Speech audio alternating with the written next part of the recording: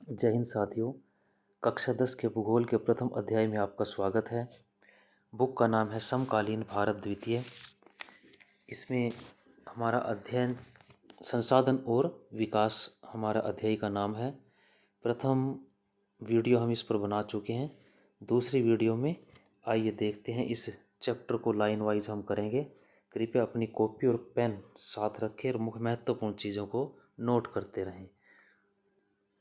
भू संसाधनों का उपयोग निम्न उद्देश्यों से किया जाता है, यानी कि पृथ्वी के ऊपर जितने भी हमारे संसाधन हैं, ज़मीन है हमारी, उसका हम किस रूप में प्रयोग करते हैं। सबसे पहला नंबर 1 वनों के रूप में। दूसरा, कृषि के लिए अनुपलब्ध भूमि, जो खेती करने योग्य भूमि नहीं है। ए पार्ट दिया इसमें बंजर तथा कृषि अयोग्य भूमि, जो बंजर है, खाली पड़ी है ज़मीन, कृषि उस पर नहीं हो सकती, अयोग्य भूमि।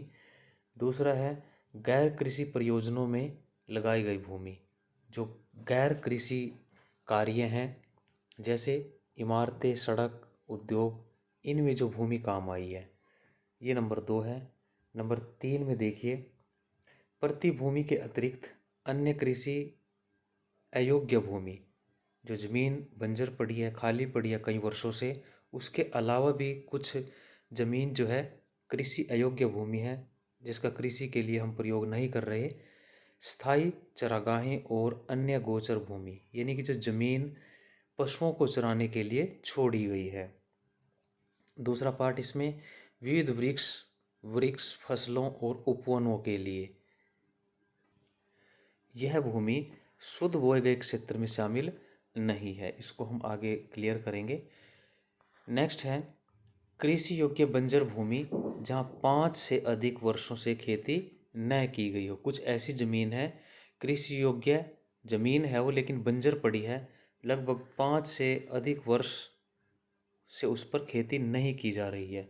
नेक्स्ट नंबर 4 प्रति भूमि, वर्तमान प्रति, जहाँ 1 वर्ष कृषि वर्ष या उससे कम समय से खेती ना की गई हो, यानी कि लगभग 1 वर्ष हो गया जिस पर हमने कृषि नहीं की। नंबर 2 वर्तमान प्रतिभूमि के अतिरिक्त अन्य प्रतिभूमि या पुरातन भूमि, जहाँ 1 से 5 वर्ष से कृषि न की गई हो, यानी कि कुछ ऐसी ज़मीन जहाँ 1 से 5 वर्ष हो गए हैं उस ज़मीन को खाली छोड़े हुए, उस पर कृषि नहीं की जा रही है। और नंबर 5 है शुद्ध निवल बोया गया क्षेत्र। शुद्ध बोया गया क्षेत्र, एक कृषि वर्ष में एक बार से अधिक बोए गए क्षेत्र को शुद्ध निवल बोए गए क्षेत्र में जोड़ दिया जाए तो वह सकल कृषित क्षेत्र कहलाता है। यानी कि इसमें 2 चीज़ दी हुई हैं। पहला, आप ये समझिए कि शुद्ध बोया गया क्षेत्र क्या है। शुद्ध बोया गया क्षेत्र वह भूमि है जिस पर वास्तविक रूप से फसल उगाई गई हो, जिस पर वास्तविक रूप से फसल बोई गई हो, जिस पर हम वर्तमान में वास्तविक रूप से फसल उगा रहे हैं, ये बोया गया क्षेत्र है। और इस कृषि के साथ ये भारत में लगभग 54% जो भारत की भूमि है, क्षेत्रफल है, उसमें शुद्ध बोया गया क्षेत्र आता है हमारे भारत का। इसमें एक कृषि वर्ष में, यानी कि 1 वर्ष में 1 बार से अधिक बोया गया क्षेत्र, यानी कि कुछ ज़मीन के भाग ऐसे होते हैं जहाँ पर वर्ष में अनेक बार फसलें उगाई जाती हैं। तो इस वास्तविक बोए गए क्षेत्र में 1 से अधिक बार जहाँ फसलें उगाई जाती हैं, उस क्षेत्र को यदि जोड़ दिया जाए तो वह सकल कृषित क्षेत्र कहलाता है। सकल कृषित क्षेत्र वो कहलाता है। नेक्स्ट देखिए, भारत में भू उपयोग प्रारूप। भू उपयोग को निर्धारित करने वाले तत्वों में भौतिक कारक, जैसे भू आकृति। भू आकृति, जमीन की संरचना कैसी है, पहाड़, पर्वत, मैदान, समतल। जलवायु वहाँ कैसी है, और मिट्टी का प्रकार, मृदा का प्रकार वहाँ कैसा है। तथा मानवीय कारक, जैसे जनसंख्या घनत्व कितना है, कितनी आबादी वहाँ निवास करती है, प्रौद्योगिक क्षमता, आप टेक्नोलॉजी, तकनीकी ज्ञान, सुविधाएं आपके पास कितनी है, संस्कृति तथा परंपराएं। ये सारी चीज़ें किसी भी भूमि के उपयोग को निर्धारित करने वाले जो भौतिक तत्व हैं उनमें शामिल हैं। भारत का जो भौगोलिक क्षेत्रफल है वो 32.8 लाख वर्ग किलोमीटर है। नोट करें, भारत का क्षेत्रफल। परंतु इसके 93% भाग के ही उपयोग के आंकड़े उपलब्ध हमारे पास है। 93% भाग के ही हमारे पास आंकड़े उपलब्ध है कि 93% जो ज़मीन है उसी को हम पहचान पाए कि किस स्थान पर क्या हो रहा है, क्या पैदा हो रहा है। क्योंकि पूर्वोत्तर प्रांतों में, पूर्वोत्तर के जो प्रांत हैं असम को छोड़कर अन्य सभी प्रांतों के सूचित क्षेत्र के बारे में जानकारी उपलब्ध नहीं है। असम को छोड़कर पूर्वोत्तर राज्यों की जानकारी नहीं है। इसके अलावा जम्मू कश्मीर में पाकिस्तान और चीन अधिकृत क्षेत्रों के भूमि उपयोग का सर्वेक्षण भी नहीं हुआ। यानी कि जम्मू कश्मीर में, यानी कि जो आज हमारा जम्मू कश्मीर है और लद्दाख है, उन क्षेत्रों में जो चीन और पाकिस्तान ने कब्जा किया हुआ है हमारे भारत की ज़मीन पर, उस ज़मीन के आंकड़े भी हमारे पास उपलब्ध नहीं है कि वहाँ ज़मीन का कितना कैसे उपयोग हो रहा है। क्रियाकलाप देखिए, भूमि उपयोग के दो वृत्त चित्र आप ऊपर देख चुके हैं। 1960-61 और 2014-15 के बीच जो शुद्ध बोया गया क्षेत्र है और वन, उनके अंतर्गत भूमि में बहुत सीमित परिवर्तन ही क्यों आया, कोई ज़्यादा बदलाव नहीं आया, ये आप उससे अध्ययन कर सकते हैं। स्थायी चरागाहों के अंतर्गत भी भूमि कम हुई है। जो स्थानीय चरागाह होते, पशुओं के चराने के जो स्थान होते थे, वहाँ भी ज़मीन जो है कम हो गई है। पशुधन की इतनी बड़ी संख्या के लिए चारा उपलब्ध कराने में कैसे समर्थ होंगे कि देश में जितने भी पशु हैं, पशुओं को रखा जाता है, उनके लिए जो भोजन है, चारा है, उसका उपलब्ध होना बड़ा समस्या का कारण बनता जा रहा है। उपलब्ध नहीं हो रहा है उनके लिए इतना चारा, और इसके क्या परिणाम होंगे, यानी कि पशुओं को अगर चारा उपलब्ध नहीं होगा तो इसके क्या परिणाम होंगे। वर्तमान प्रतिभूमि के अतिरिक्त अन्य जो प्रतिभूमि अनुपजाऊ है, जिस पर कृषि अच्छे से नहीं की जा सकती, और इन पर फसलें उगाने के लिए कृषि लागत बहुत ज़्यादा है। ऐसी ज़मीन जो प्रतिभूमि के अलावा जो बंजर पड़ी है, उस ज़मीन पर फसलें उगाने के लिए लागत जो है बहुत ज़्यादा बढ़ जाती है। अतः इस भूमि में 2 या 3 वर्षों में इनको 1 या 2 बार बोया जाता है। इस ज़मीन की विशेषता यही है कि यहाँ हर साल कृषि नहीं की जा सकती, 2-3 वर्षों के लिए इसमें कृषि की जाती है। इसका अर्थ यह है कि जो प्रति बंजर भूमि पड़ी है, जिस पर 2-3 वर्षों में हम 1 या 2 बार कृषि करते हैं, यदि इसे भी शुद्ध बोए गए क्षेत्र में शामिल कर लिया जाता है तो भारत के कुल जो बोया गया क्षेत्र है, सूचित क्षेत्र है, उसके लगभग 54% हिस्से पर ही हम खेती कर पाते हैं। 54% जो भारत की टोटल ज़मीन का भाग है उस पर कृषि कर पाते हैं। शुद्ध निवल बोए गए क्षेत्र का प्रतिशत भी विभिन्न राज्यों में एक जैसा नहीं है। जैसे हरियाणा और पंजाब में लगभग 80% भाग पर कृषि की जाती है, परंतु अरुणाचल प्रदेश, मिजोरम, मणिपुर, अंडमान निकोबार द्वीप समूह में 10% से भी कम भाग पर कृषि की जाती है। तो ये अलग अलग राज्यों में अलग अलग प्रतिशत पाया जाता है। इन राज्यों में शुद्ध बोए गए क्षेत्र के कम अनुपात के लिए उत्तरदायी कारण क्या हो सकते हैं, ज्ञात कीजिए उनको। हमारे देश में राष्ट्रीय वन नीति 1952 द्वारा निर्धारित वनों के अंतर्गत 33% जो भौगोलिक क्षेत्र है वो वांछित है। यानी कि 1952 की जो राष्ट्रीय वन नीति थी उसके अनुसार देश के 33% भाग पर वन होने अनिवार्य है, जिसकी तुलना में वन के अंतर्गत क्षेत्र हमारा काफ़ी कम है। वन नीति द्वारा निर्धारित यह सीमा पारिस्थितिकी संतुलन बनाए रखने के लिए आवश्यक है। यानी कि 33% जो वन है 1952 की नीति के तहत वो होने अनिवार्य है, परंतु ऐसा संभव नहीं हो पा रहा। वन क्षेत्रों के आसपास रहने वाले लाखों लोगों की आजीविका इस पर निर्भर करती है। भू उपयोग का एक बड़ा भाग बंजर भूमि है। और दूसरा गैर कृषि प्रयोजनों में लगाई गई भूमि है। बंजर भूमि में पहाड़ी चट्टानें, सूखे मरुस्थल भूमि शामिल है।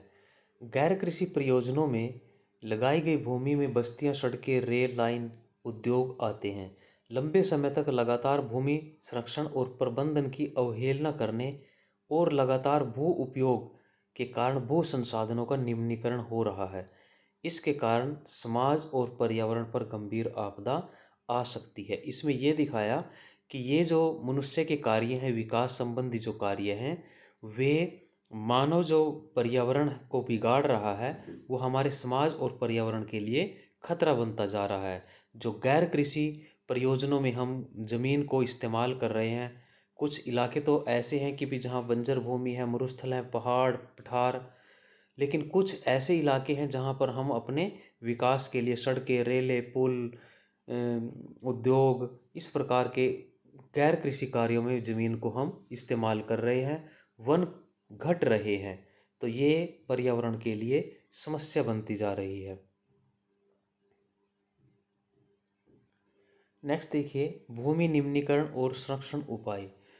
भूमि निम्नीकरण का मतलब जमीन की गुणवत्ता का कम होना, यानी कि भूमि की जो ऊपरी परत है जिसमें हम भोजन फसलें पैदा करते हैं, उसकी क्वालिटी में, उसकी गुणवत्ता में कमी आना। इसको पढ़ें, थोड़ा और क्लियर होगा। इसको कैसे हम ठीक कर सकते हैं, कैसे बचा सकते हैं। भूमि एक ऐसा संसाधन है जिसका उपयोग हमारे पूर्वज करते आए हैं, यानी कि पूर्वज भी करते थे और भावी पीढ़ी भी इसी भूमि का उपयोग करेगी। यानी कि भूमि एक ऐसा संसाधन है जिसका प्रयोग हमारे पूर्वज भी हमारे से पहले करते आए, आज हम इनका प्रयोग कर रहे हैं, और कल आने वाली जो हमारी पीढ़ियां हैं वो इस ज़मीन का, इसी ज़मीन का प्रयोग करेंगे। ज़मीन नहीं बढ़ेगी, ज़मीन नहीं बदलेगी, यही ज़मीन होगी। हम भोजन, मकान, कपड़े की अपनी मूल आवश्यकताओं का 95% भाग भूमि से प्राप्त करते हैं। यानी कि हमारी जो सारी ज़रूरतें हैं वो लगभग 95% ज़रूरतें, ये कहिए कि सभी ज़रूरतें भूमि से प्राप्त होती हैं। मानव कार्यकलापों के कारण जो मनुष्य की गतिविधियां हैं, न केवल भूमि का निम्नीकरण हो रहा है, बल्कि भूमि को नुकसान पहुंचाने ताकतों, प्राकृतिक ताकतों को भी बल मिल रहा है, जो ज़मीन की गुणवत्ता को कम कर रही है। इस समय भारत में लगभग 13 करोड़ हेक्टेयर भूमि निम्नीकृत है। 13 करोड़ हेक्टेयर जो भूमि है, इस समय वो उपजाऊ शक्ति उसकी समाप्त हो चुकी है, उसकी गुणवत्ता कम हो चुकी है। हेक्टेयर 2.5 एकड़ जो ज़मीन है, 2.5 किले जो ज़मीन है, उसको 1 एकड़ बोलते हैं। तो ये 13 करोड़ हेक्टेयर भूमि है, कितना बहुत बड़ा प्रतिशत है। इसमें लगभग 28% भूमि निम्नीकृत वनों के अंतर्गत है। ये कुछ 28% जो भाग है इसका, वो निम्नीकृत वनों के अंतर्गत है। 56% क्षेत्र जो है जल अपर्दित है, जल से उसको निम्नीकरण हुआ, और शेष क्षेत्र लवणीय और क्षारीय है। यानी कि सारी ज़मीन जो है अलग अलग कारणों से अपनी गुणवत्ता को खो चुकी है। किसी में अम्ल है, किसी वन के कारण, किसी में जल के कारण। तो इन सारे कारणों से उसकी गुणवत्ता में कमी आई है। कुछ मानव क्रियाएं जैसे वनोन्मूलन, अति पशुचारण, खनन, यानी कि मनुष्य ने जो अपने विकास की गतिविधियां अपनाई, वनों को काटना शुरू किया, अत्यधिक पशुओं को चराना इन स्थानों पर शुरू किया, ज़मीन से खुदाई की, खनन किया, तो ये सारे कारण भी ज़मीन की गुणवत्ता को कम करते आए हैं। खनन के उपरांत खदानों वाले स्थानों को गहरी खाइयों और मलबे के साथ खुला छोड़ दिया जाता है। जहाँ से हम कुछ स्थान से कोई धातु, कोई अन्य चीज़ निकालते हैं, खदानें बन जाती हैं, तो उन स्थानों को खुला छोड़ दिया जाता है। खनन के कारण झारखंड, छत्तीसगढ़, मध्य प्रदेश, उड़ीसा जैसे राज्यों में वनोन्मूलन भूमि निम्नीकरण का कारण बना हुआ है। इन सारे स्थानों में खनन होता है और खनन के साथ इन स्थानों को खुला छोड़ दिया जाता है। तो इन वजह से जो भूमि है वो निम्नीकरण हो रही है, अपनी गुणवत्ता को खो रही है। गुजरात, राजस्थान, मध्य प्रदेश, महाराष्ट्र में अति पशुचारण जो है भूमि निम्नीकरण का मुख्य कारण है। यहाँ इन राज्यों में ज़्यादातर पशुओं को चराने से भूमि की क्वालिटी कम हुई है। पंजाब, हरियाणा और पश्चिमी उत्तर प्रदेश जैसे जो राज्य हैं वहाँ अत्यधिक सिंचाई भूमि निम्नीकरण के लिए उत्तरदायी है। यानी कि पंजाब, हरियाणा और पश्चिमी उत्तर प्रदेश में जमीन पर अत्यधिक सिंचाई से जमीन की जो गुणवत्ता है वो कम हो गई है। अति सिंचन, ज़्यादा सिंचाई से उत्पन्न जलाक्रांतता भी भूमि निम्नीकरण के लिए उत्तरदायी है। ज़्यादा सिंचाई जो करते हैं तो उससे जो जल की जलाक्रांतता यानी कि जल की जो अधिकता होती है उससे भी भूमि की उपजाऊ शक्ति कम हो जाती है, जिससे मृदा में लवणीय और क्षारीयता बढ़ जाती है। कुछ ज़मीन पर लवण बढ़ जाते हैं, कहीं क्षारीय उसमें अम्ल आ जाते हैं तो वो अपनी गुणवत्ता को खो देते हैं। खनिज प्रक्रियाएं जैसे सीमेंट उद्योग में चूना पत्थर को पीसना, जो हमारे खनिज को जैसे सीमेंट बनाने में चूना पत्थर को पीसा जाता है। मृदा बर्तन उद्योग में चूने खड़िया मृदा को शेलखड़ी के प्रयोग से बहुत अधिक मात्रा में वायुमंडल में धूल विसर्जित होती है।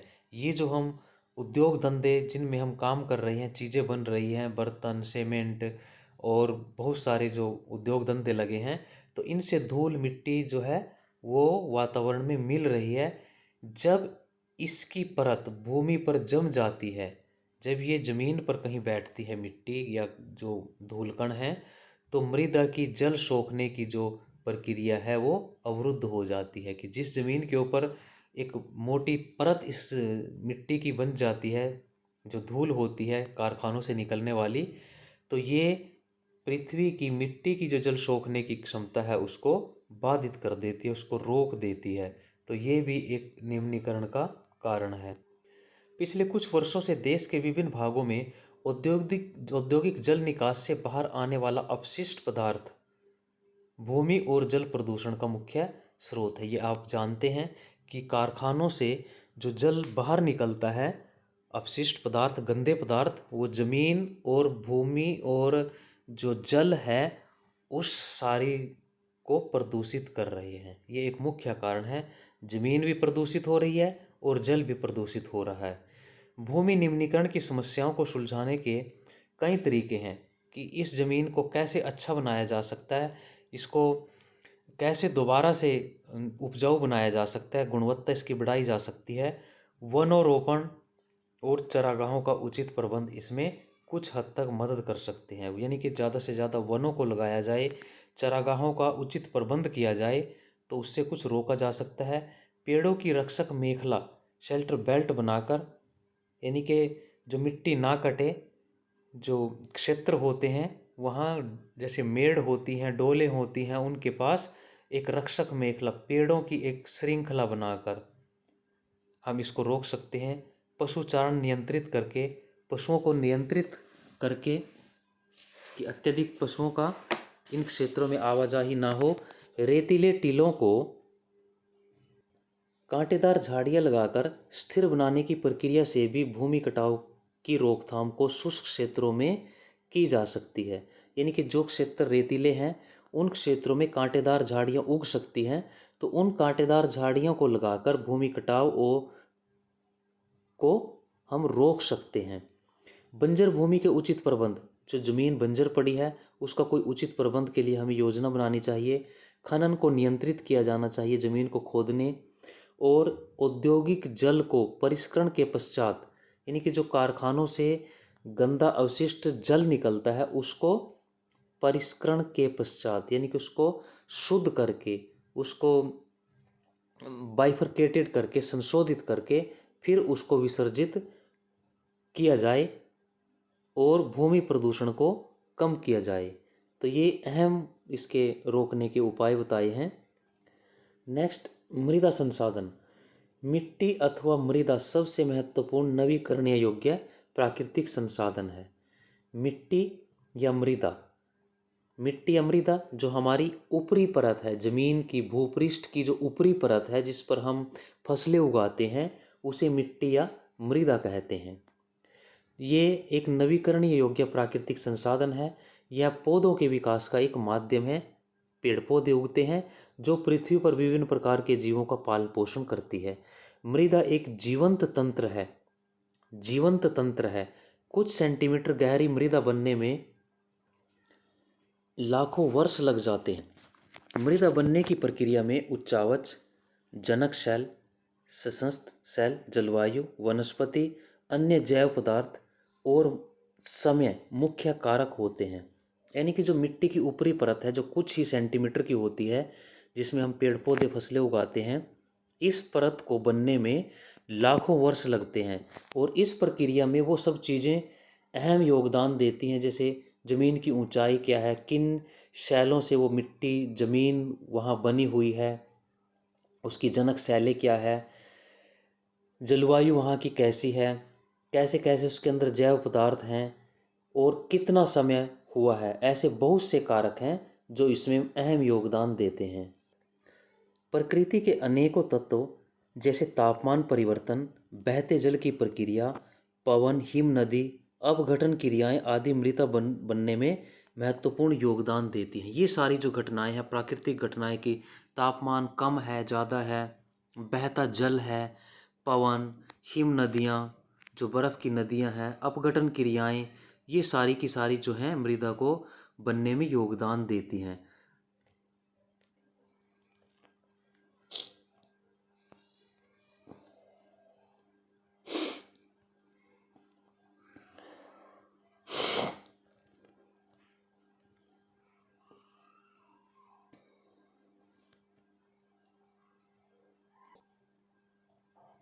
निम्न प्रकार से हम उनको बांटते हैं। मृदाओं का वर्गीकरण देखिए, कैसे देश में अलग अलग स्थानों पर अलग अलग प्रकार की मृदा पाई जाती है। अलग अलग क्यों पाई जाती है? क्योंकि जहाँ जैसी ज़मीन है, जहाँ जलवायु कैसी है, किस प्रकार के वहाँ पर चट्टानें पाई जाती हैं, उन सारे कारणों से तापमान, उनकी जो स्थिति है, वो सारी इस चीज़ को प्रभावित करती है। अभी अब ऊपर हमने पढ़ा। भारत में अनेक प्रकार के उच्चावच, जो ऊंचे स्थान है, पर्वत, पठार, भू आकृतियाँ, जलवायु, वनस्पतियाँ पाई जाती हैं। यानी कि भारत में जो ज़मीन है वो पूरी एक जैसी नहीं है। कहीं ऊंचे पहाड़ हैं, पर्वत हैं, पठार है, समतल हैं, निम्न नीची ज़मीन है, वनस्पति अलग अलग पाई जाती है। तो इसी कारण अनेक प्रकार की मृदा विकसित हो गई है। अलग अलग क्षेत्र में अलग अलग प्रकार की मिट्टी पाई जाती है। नंबर 1 देखिए, जलोढ़ मृदा। यह मृदा विस्तृत रूप से फैली हुई है, बहुत दूर तक के क्षेत्र में फैली हुई है देश में, और महत्वपूर्ण मृदा है हमारे देश की ये। वास्तव में संपूर्ण उत्तरी मैदान जलोढ़ मृदा से बना हुआ है, हमारा उत्तर भारत का मैदान। यहाँ मृदाएं हिमालय पर्वत की 3 महत्वपूर्ण नदी तंत्र सिंधु, गंगा, ब्रह्मपुत्र नदियों द्वारा लाए गए निक्षेपों से बनती है। यानी कि ये जो उत्तर का मैदान है, इस मैदान में सिंधु, गंगा और ब्रह्मपुत्र नदियाँ बहती हैं। जो उपजाऊ मिट्टी उनके साथ बहकर आती है, उनके उस निक्षेप से जमा किए गए उन कणों से ये मिट्टी बनती है, जिसे हम जलोढ़ मृदा कहते हैं। एक संकरे गलियारे के द्वारा ये मृदाएं राजस्थान, गुजरात तक फैली हुई है। पूर्वी तटीय मैदान, विशेषकर महानदी गोदावरी, कृष्णा, कावेरी नदियों के डेल्टा भी जलोढ़ मृदा से बने हुए हैं। वहाँ भी इसी प्रकार की जलोढ़ मृदा पाई जाती है नदियों के इलाकों में। यह चित्र दिया हुआ है जलोढ़ मृदा का, इसको देखें। नेक्स्ट ये चित्र देखिए, ये मृदा परिच्छेदिका का चित्र दिया हुआ है।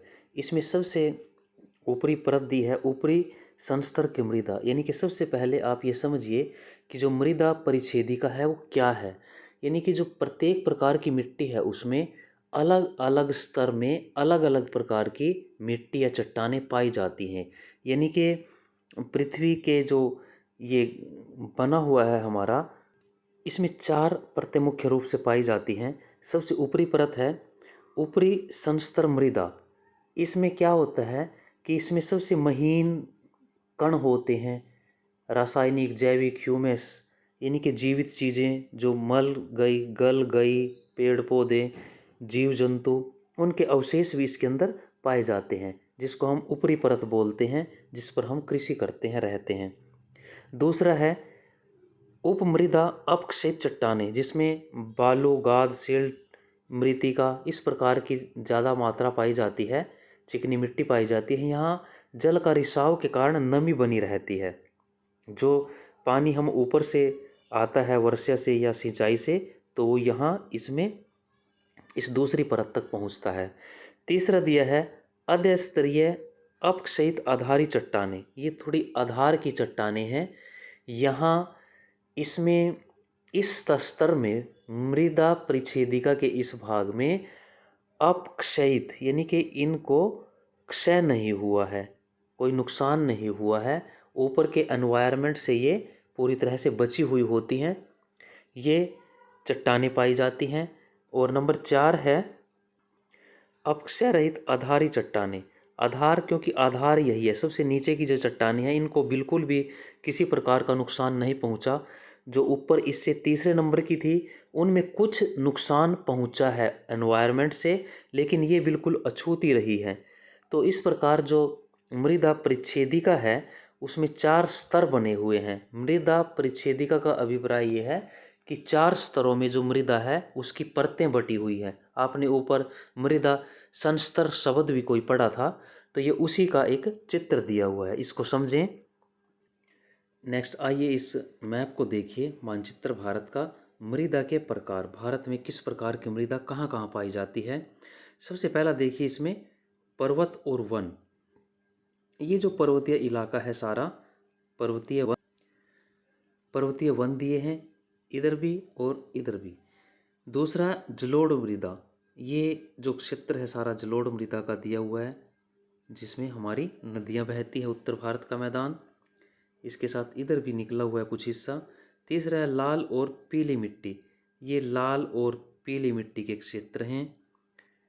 ये नेक्स्ट ये है काली मिट्टी, ये काली मिट्टी दी हुई। लेटराइट मिट्टी और शुष्क मिट्टी, ये शुष्क मिट्टी दी हुई है। और लेटराइट ये तटीय इलाके पर दी हुई है। तो ये भारत में मृदा के प्रकार हैं, इसको मैप को आप अच्छे से समझें। जलोढ़ मृदा में रेत सिल्ट मृतिका के विभिन्न अनुपात पाए जाते हैं। जैसे हम नदी के मुहाने से घाटी में ऊपर की ओर बढ़ते हैं तो मृदों के कणों का आकार जो है वो आकार बढ़ता चला जाता है। नदी घाटी के ऊपरी भागों में जैसे ढाल भंग के निकट मोटे कण वाली मृदा पाई जाती है।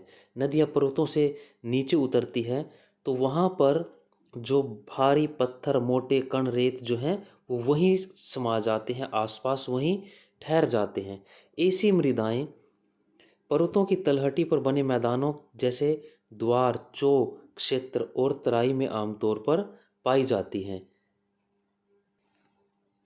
इसका अभिप्राय ये है कि पर्वतीय इलाकों से जब ये नदियाँ मैदानों में प्रवेश करती हैं तो उसको द्वार चौ और तराई क्षेत्र इनको कहा जाता है। अपने पानी के साथ जब इन क्षेत्रों में समतल मैदानों में प्रवेश करती हैं तो वहाँ पर जो इनके अवसाद होते हैं भारी मात्रा में, भारी मोटे, वो वहाँ उन स्थानों पर कंकर पत्थर जो मोटे होते हैं उन स्थानों में छूट जाते हैं। कणों के आकार और घटकों के अलावा मृदाओं की पहचान उनकी आयु से भी होती है। कणों का जो आकार है, उनके घटक, उनके इसके अलावा मृदाओं की जो पहचान है, मिट्टी की जो पहचान है, उसकी आयु से भी होती है, कितना समय उसको निर्मित हुए हुआ है। आयु के आधार पर जलोढ़ मृदाएं दो प्रकार की होती हैं। दो प्रकार की जलोढ़ मृदा होती है, पुराना जलोढ़ जिसको बांगर बोलते हैं और नया जलोढ़ जिसको खादर बोलते हैं। बांगर मृदा में कंकर ग्रंथियों की मात्रा अधिक होती है, कंकर पत्थर। खादर मृदा में बांगर मृदा की तुलना में ज़्यादा महीन कण पाए जाते हैं। जो खादर नए जो जलोढ़ मैदान होते हैं उनमें महीन कण बारीक बालू रेत पाया जाता है, लेकिन जो पुराना बांगर है, बांगर का क्षेत्र है, पुराना जो खादर है, उसमें कंकर पत्थर अधिक होते हैं। जलोढ़ मृदाएं बहुत उपजाऊ होती हैं। ये सारी अधिकतर जलोढ़ मृदाएं पोटास फास्फोरस चूना युक्त होती हैं। ये इसकी विशेषता है जलोढ़ मृदा की, नोट करें इसको। पोटास फास्फोरस और चूना की मात्रा इसमें बहुत ज़्यादा होती है, जो इनको गन्ने चावल गेहूं अन्य अनाजों और दलहन फसलों की खेती के लिए उपयुक्त बनाती है। तो इसमें इस प्रकार की ये सारी की सारी फसलें पैदा होती हैं।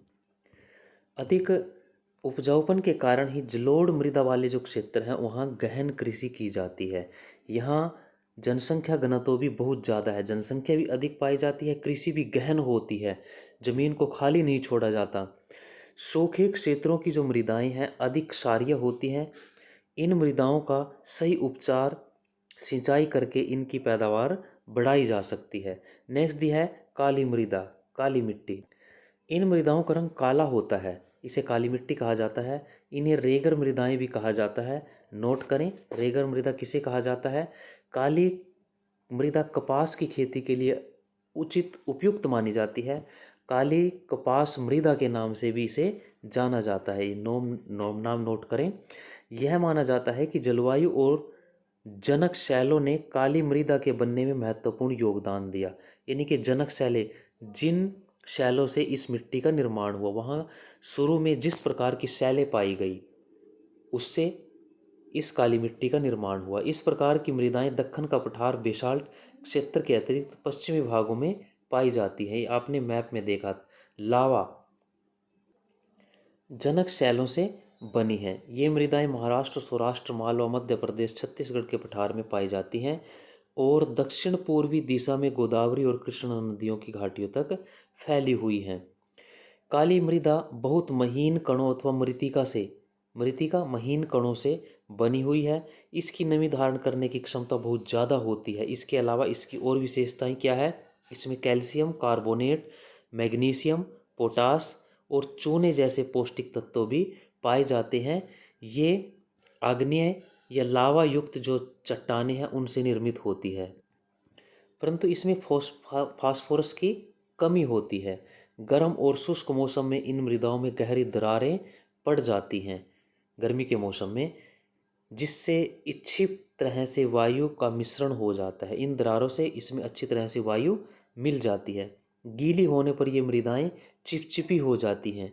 वर्षा होने पर पानी से इनको जोतना बड़ा मुश्किल होता है, इसलिए इसकी जुताई मानसून प्रारंभ होने की पहली बौछार से शुरू कर दी जाती है। यानी कि मानसून वर्षा जब शुरू होती है तो उसकी पहली वर्षा के बाद इनकी जो जुताई है वो शुरू हो जाती है, क्योंकि इसको जोतना बहुत कठिन काम होता है।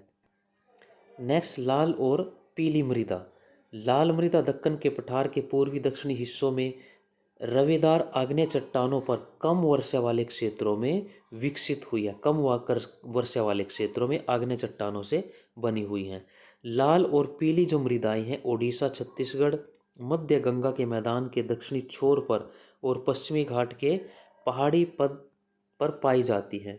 इन मृदाओं का लाल रंग रवेदार आग्नेय और रूपांतरित चट्टानों में लौह धातु के प्रसार के कारण होता है। इनका पीला रंग जो है इनमें जल योजन के कारण होता है। लाल रंग लौह धातु के कारण और पीला इसमें जल योजन की जो शक्ति है उसके कारण होता है। नेक्स्ट देखिए, लेटराइट मृदा।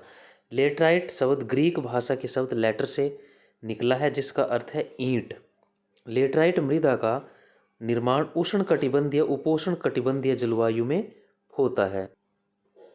इनका निर्माण इन क्षेत्रों में आर्द्र और शुष्क ऋतुओं के एक के बाद एक आने के कारण होता है, जैसे ऋतुएं बदलती हैं। यह भारी वर्षा से अत्यधिक निस्खलन का परिणाम है। निस्खलन को देखिए, निस्खलन लीचिंग का अभिप्राय यहाँ ये है कि जो पोषक तत्व हैं पानी का बह जाना, यानी कि इस मिट्टी से पानी का बह जाना, पोषक तत्वों की कमी हो जाना सिंचाई के कारण, वर्षा के कारण। तो ये लेटराइट मृदा में अत्यधिक गहराई अम्लीय होती है, यानी कि इस मिट्टी में अधिकतर गहरी और अम्लीय होती है। इसका पीएच मान दिया हुआ है। इसमें सामान्यतः पौधों के पोषक तत्वों की कमी होती है। यह अधिकतर दक्षिणी राज्यों, महाराष्ट्र के पश्चिमी घाट क्षेत्रों, उड़ीसा, पश्चिम बंगाल के कुछ भागों, उत्तर पूर्वी प्रदेशों में पाई जाती है। यहाँ जहाँ इस मिट्टी में पर्णपाती और सदाबहार वन मिलते हैं वहाँ इसमें ह्यूमस पर्याप्त मात्रा में पाया जाता है, लेकिन विरल वनस्पति और अर्ध शुष्क। ये काली मृदा का एक चित्र दिया हुआ है। जमीन में दरारें पड़ी हुई हैं, जो आपने पढ़ा था कि शुष्क मौसम में इसको जोतना बहुत कठिन होता है। नेक्स्ट, ये लेटराइट मृदा का पिक्चर दी हुई है। नेक्स्ट,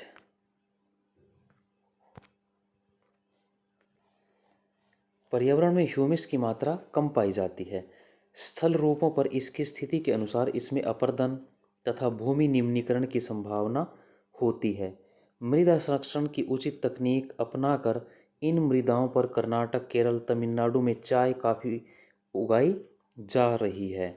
तमिलनाडु, आंध्र प्रदेश, केरल की लाल लेटराइट मृदाएं काजू की फसल के लिए उपयुक्त है कि सरकारें इसमें सुधार का प्रयास कर रही हैं ताकि इन क्षेत्रों में कोई व्यापारिक कृषि की जाए। नेक्स्ट, मरुस्थलीय मृदा। मरुस्थलीय मृदा का रंग लाल और भूरा होता है। ये मृदाएं आमतौर पर रेतली और लवणीय होती हैं। इन क्षेत्रों में नमक की मात्रा अधिक होती है। झीलों से जल वाष्पीकृत करके खाने का नमक भी बनाया जाता है। शुष्क जलवायु, उच्च तापमान के कारण जल वाष्पन दर अधिक है। मृदाओं में ह्यूमस और नमी की मात्रा कम होती है। मृदा की सतह के नीचे कैल्शियम, ये मरुस्थलीय मृदा का आप एक चित्र देखिए। रेत, कटीली झाड़ियाँ,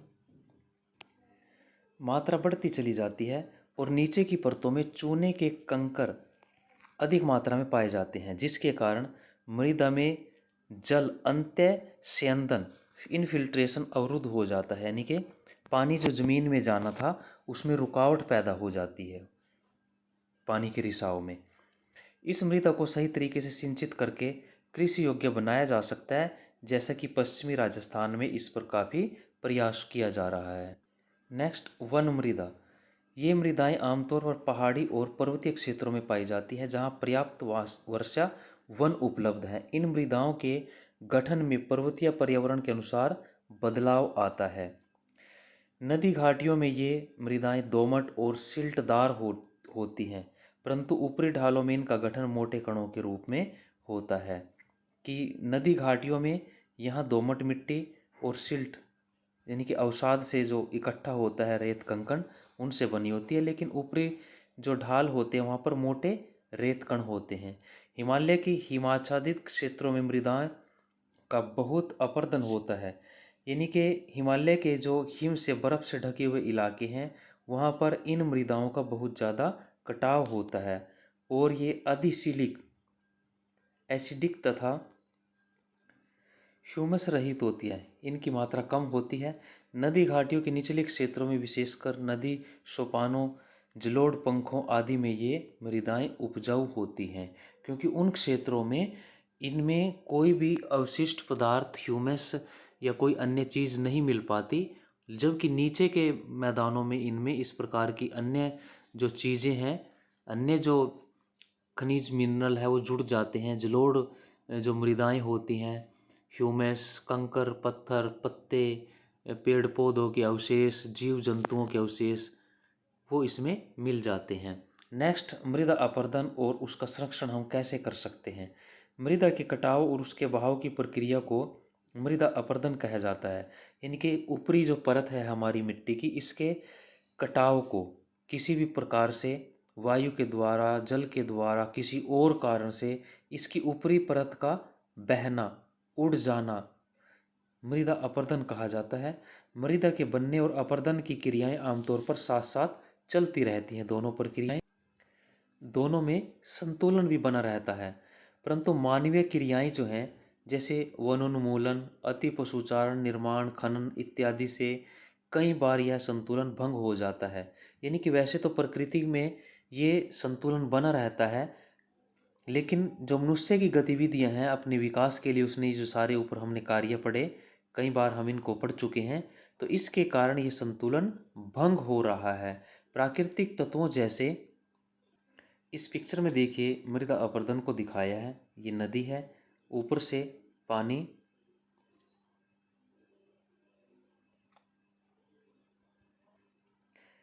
पानी के साथ मिट्टी कट के इस नदी में, नाले में नीचे बह रही है।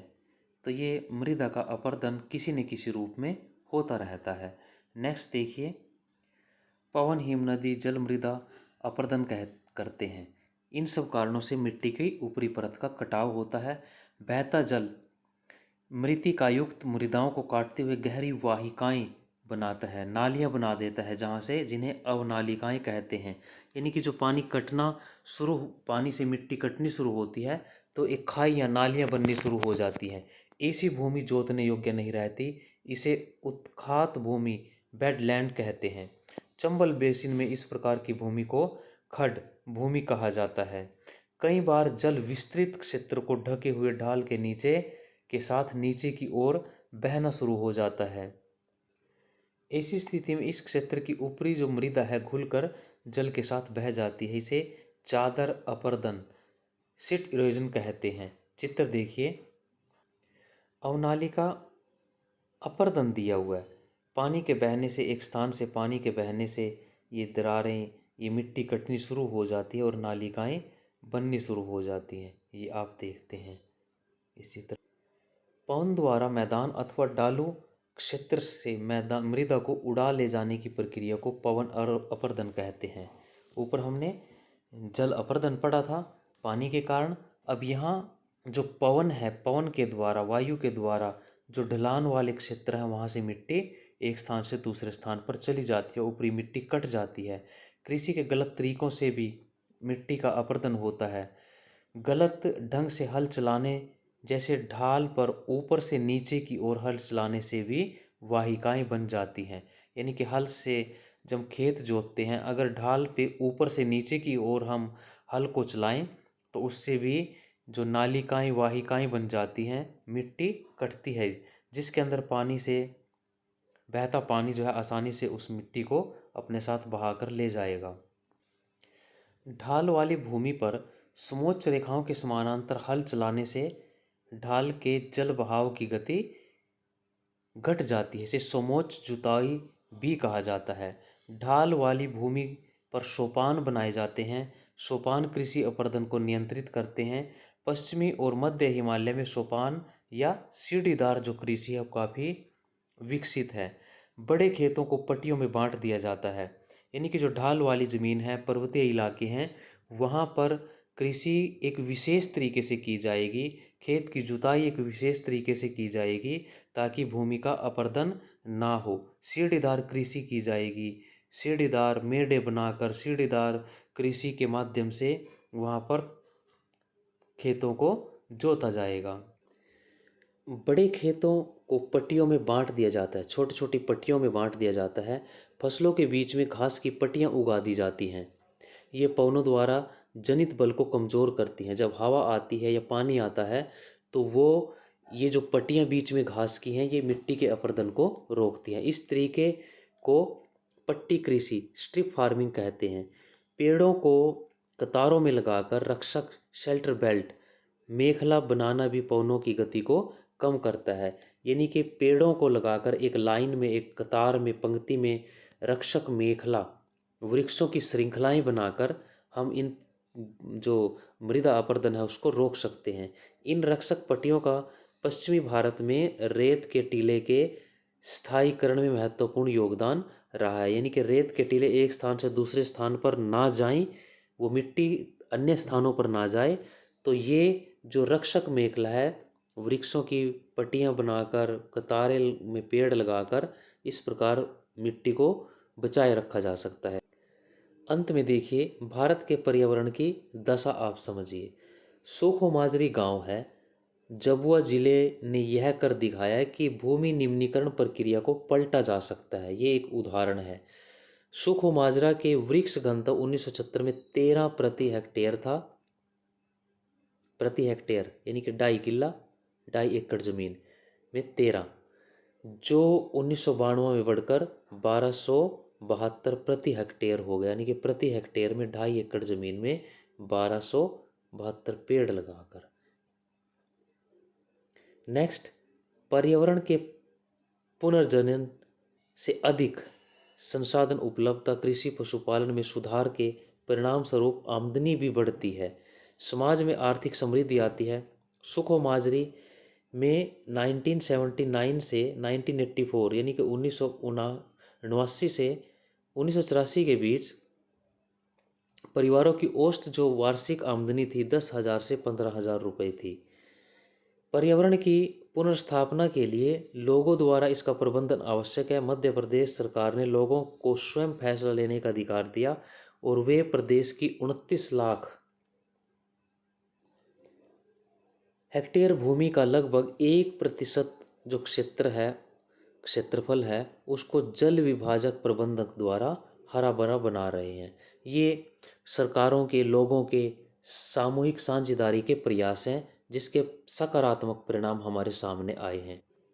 और अंत में इस पिक्चर को देखिए, ये एक चित्र दिया है जिसमें सरकारी तंत्र, सरकार, समुदाय, लोग सभी मिलजुल कर किस प्रकार पर्यावरण को नुकसान हम पहुंचा रहे हैं, ये एक चित्र दिया हुआ है। हे भगवान, अभी तक हमें भ्रम है। समुदाय दिखाया है, ये नीचे ठेकेदार, भारत सरकार परियोजना, ये कोई विकास कार्य है। यानी कि आज हमें आवश्यकता है इस बात की कि हम अपने विकास कार्यों से भावी पीढ़ियों के लिए भी कुछ संजो कर रखें ताकि वो हमें पूरी तरह से विनाश की जिम्मेदार ना माने। तो ये वीडियो काफ़ी लंबा हो गया, तो आप इसको अपनी सुविधा के अनुसार देखें, समझें और चैनल के साथ जुड़े रहें। धन्यवाद। जय हिंद।